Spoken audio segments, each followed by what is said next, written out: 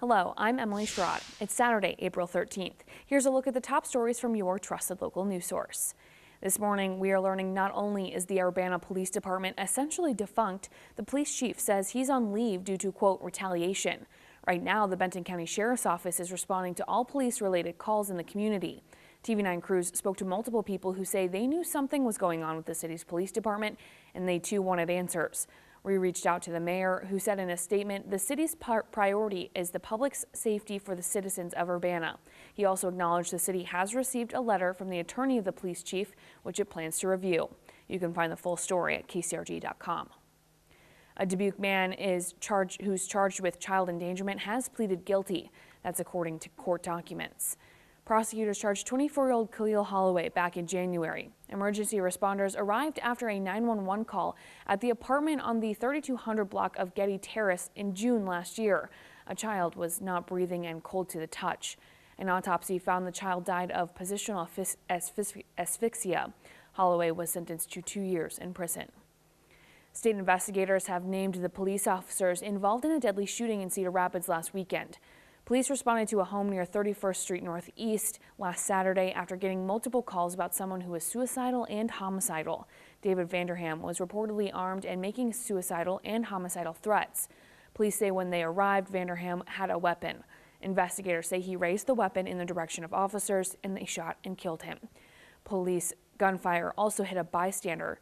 That person was sent to the hospital with multiple gunshot wounds, and we do not know his condition.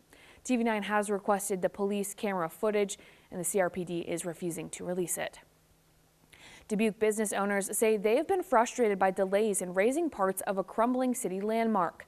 Parts of the exterior of the old Dubuque Brewing and Malting building have been declared a hazard, with the owner of the building promising to take down the most dangerous areas. But work has been delayed for months. Dubuque city leaders say they'll start issuing fines beginning Monday for every day the partial demolition of the 120-year-old building does not start. This comes after months of delays on the project. The latest delay in March was to allow time to remove overhead power lines in the area.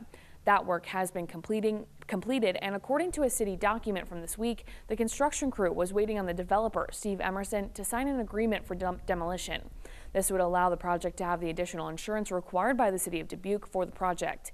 Michael Belmont with Dubuque Housing and Community Development says as of now, the insurance has been provided, meaning the demolition should be ready to move forward.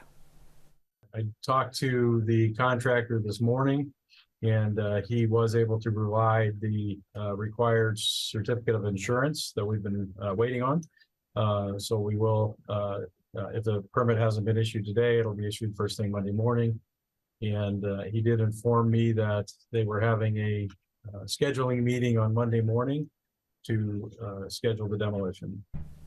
He says he spoke to Emerson Thursday and received reassurance that things are moving forward. Belmont anticipates the demolition should start sometime next week, but does not yet have an exact date. Thanks for watching. Tune into TV9 and KCRG.com for the latest updates and breaking news.